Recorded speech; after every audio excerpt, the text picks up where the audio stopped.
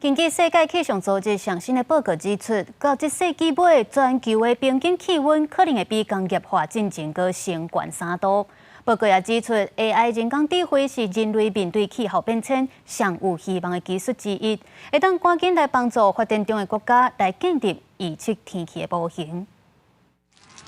全世界最近常常发生温度悬、强降雨的极端天气。世界气象组织一份上新的报告就警告，温室气体浓度已经达到创纪录，将会造成未来温度上升。若是世界各国政府各无采取积极行动，到这个世纪结束，全世界平均温度恐怕比工业化进程增加3度。Under current policies, there is a 2/3 likelihood of global warming of 3 degrees this century.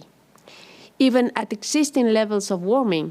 we are seeing increasingly destructive weather patterns, as witnessed by extreme heat and flooding we have seen in recent months.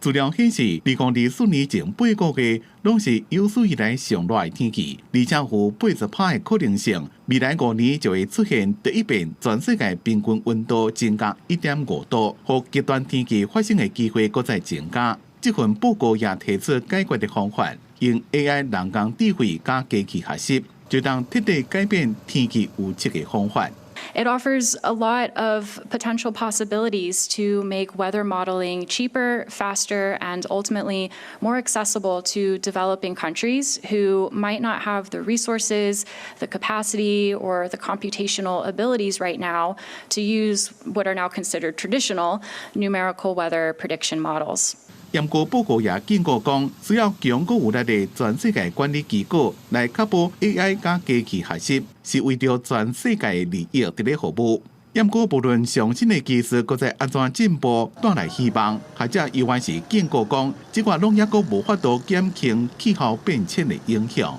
公司新闻张伟林编译。